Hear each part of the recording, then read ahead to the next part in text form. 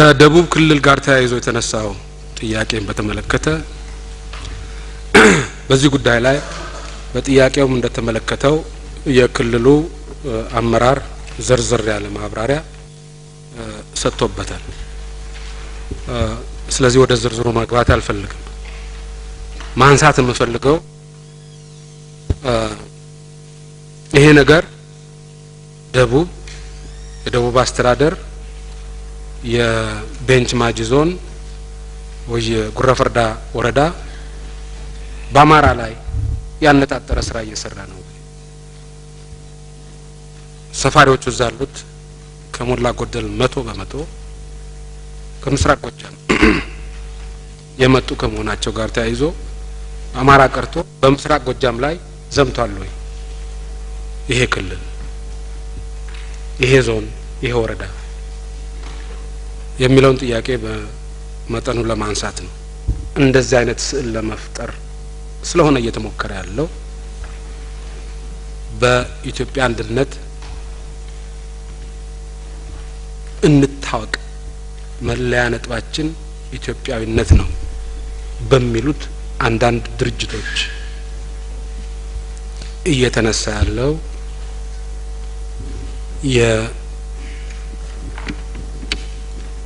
የመንደርተኝነት ጥያቄ ይሄ ስለሆነ በዚህ ጉዳይ ላይ ነው ለማንሳት የምፈልገው። በዚህ ቤንች ማጂ ዞን በሆነ ታሪክ አጋጣሚ ባለፉት 10 አመታት አካባቢ በርከት ያለ ሰው ከምስራቅ ጎጃም ወደዚህ አካባቢ በሰፈራ መልኩ ሄዷል።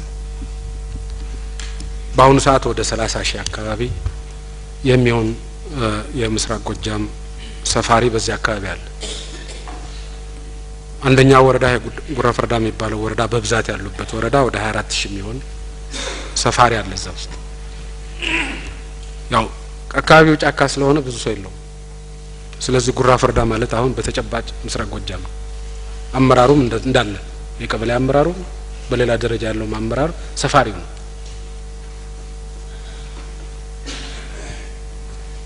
ይሄ ምንም ችግር የለውም። የሚታረስ መሬት አለ፣ ማረስ የሚፈልግ ሰው አለ። ማረስ የሚፈልግ ሰው የሚታረስ መሬት ሄዶ ቢያለማ የሚጎዳ ሰው የለም፣ ሁሉም ነው የሚጠቀም። ኖር የለውም እና ከዚያ አኳያ ምንም ችግር የለም። ጥሩ ስራ። አንድ ችግር ብቻ ነው ያለው። ስራው የተሰራው ባልተደራጀ አኳኋን በተናጠል ነው አርሶ አደሩ የሚሰፍረው። በተናጠል ስለሚሰፍር አሰፋፈሩ ቅድም የቤኒሻንጉል ተወካይ ሲያነሱት እንደነበረው አውዳሚ በሆነ መልኩ ነው የሚሰፍረው። ተጠንቶ የአካባቢ የደን ጭፍጨፋ በሚቀንስ መልኩ ሳቫና የሆነ ኤሪያ አለ ለሰፈራ የተመቸ ጫካ ጥቅጥቅ ያለ ጫካ ደግሞ አለ ፕሮቴክትድ መሆን ያለበት። አርሶ አደሩ ቶሎ የሚለማ ለም የሚመስል መሬት ነው የሚፈልገው። ጫካ ነው አይደለም፣ ይሄን ያህል የሚያስጨንቀው አይደለም። ይልቁንም ጫካውን ሲጨፈጭፍ አንዳንዴ በክሰል መልኩ በምን መልኩ ዛፉን ራሱን እንደ መቋቋሚያ ይጠቀምበታል። በዚህ ምክንያት ሰፋ ያለ የደን ጭፍጨፋና ውድመት እዛ አካባቢ ያጋጥሟል።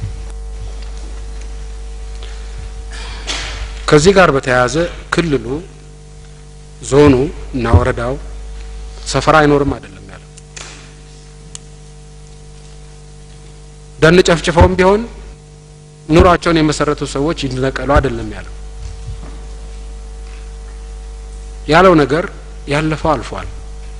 ያለፈው ውድመት መመለስ ያስቸግራል።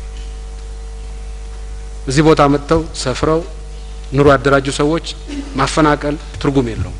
ከጥቅሙ ጉዳቱ ነው የሚያመዝነው። ስለዚህ ያለፈው አልፏል። ከእንግዲህ ወዲያ ግን ባልተደራጀ መልኩ ሰፈራ መኖር የለበትም እና የደቡብ ክልልና የአማራ ክልል በዚህ ጉዳይ ላይ ተነጋግረው ሰፈራ ካስፈለገ በተደራጀ መልኩ እንዲሆን አለበለዚያ ግን በተናጠል እየመጣ ደን የሚጨፈጭፍበት ሁኔታ መኖር የለበትም። ህገ ወጥ ስራ ነው፣ ይሄ መቆም አለበት ነው የተባለው። ይሄን ነው የተገበረው ክልሉ። ይሄ በቤንች ህዝብ ላይ የተቃጣ ወንጀል አይደለም። በምስራቅ ጎጃም ሰፋሪ ላይ የተቃጣ ወንጀል አይደለም። በዚሁ መልኩ ለመተርጎም የሚደረገው ሙከራ ኃላፊነት የጎደለው ነው። እውነቱን በትክክል አጣርቶ ሁሉንም የኢትዮጵያ ህዝቦች እኩል በማየት እንደ መፈክራቸው ሁሉ ሁሉንም ኢትዮጵያዊ እኩል በማየት የሁሉም ኢትዮጵያዊ መብትና ጥቅም በኩል ደረጃ ላይ በማስቀመጥ ተጨባጭ እውነታውን አጣርተው መወሰን አቋም መያዝ ሲገባ በጥቅል ከመሬት ተነስቶ ነገሩን ሳያጣሩ ምስራቅ ጎጃም ተደበደበ፣ አማራ ተጠረገ የሚል ኃላፊነት የጎደለው ቅስቀሳ ነው ሲካሄድ የቀረበው። ይህ ስህተት ነው፣ አይጠቅምም ለማንም።